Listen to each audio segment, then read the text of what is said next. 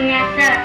Apakah Bapak, Ibu guru dan teman-teman sudah pernah mendengar tradisi Nyata atau sudah pernah ke sana? Ntar dengan adanya ikut kertas. Sebenarnya bagaimana sih asal-usul Nyata itu? Kenapa hingga sekarang? Yuk dengarkan cerita saya. Oke.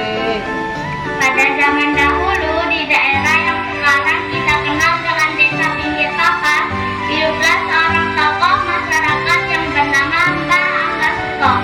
Konon beliau adalah seorang ulama pendatang dari Cirebon.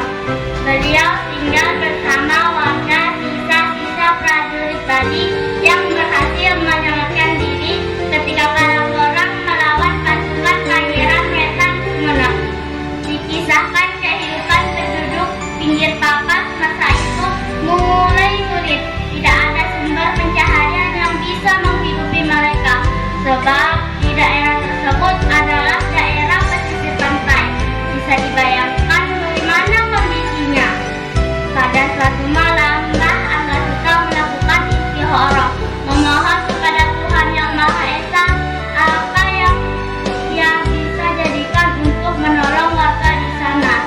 Beliau memohon, "Ya Allah, jika hamba ditakdirkan hidup di daerah ini, apa yang bisa hamba jadikan sebagai sumber hidup atau sumber pencaharian?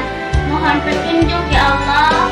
Konon Tuhan mengabulkan doanya tersebut dan memberinya petunjuk. Beliau semacam disuruh berjalan menuju ke sisir pantai. Suatu saat beliau berjalan menuju ke sisir pantai. Karena tanah di pantai begitu lembek, akhirnya membentuk tapak kakinya tersebut. Selang beberapa waktu, tapak kaki tersebut terisi oleh air laut. Beberapa hari kemudian, Angga Suto kembali berjalan menuju ke sisir pantai.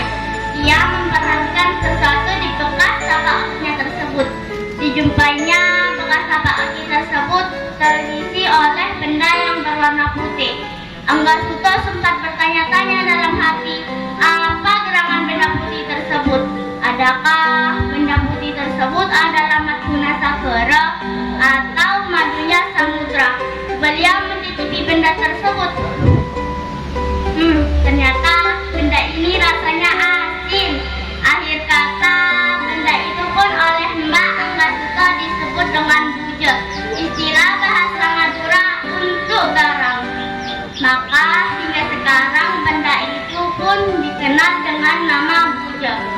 Waktu terus berjalan, orang-orang di daerah pinggir papan masa itu dengan bimbingan Angga Suto terus mempelajari proses pembuatan garam, mulai dari membentak tanah untuk ladang garam, memindah-mindah air laut dari air 1 ke air 25 yang baru menjadi garam, hingga air tersebut berubah menjadi garam di talangan. Konon setelah garam-garam itu menunjukkan hasil, Angga Suto sebagai manusia yang sentiasa tidak lupa kepada Sang Pemberi rezeki pun suatu ketika bernada, setiap jatuh pada bulan dan tanggal panas matahari akan melakukan nyata, semacam bakti syukur atas anugerah yang diberikan Tuhan. Maka jadilah upacara nyata yang pertama. Dalam perjalanan waktu, adik dari Angga Suto ke Basa juga melakukan nyata yang sama. Maka jadilah upacara nyata yang kedua, yang waktunya berselang 1 bulan setelah upacara nyata yang pertama dilakukan. Demikian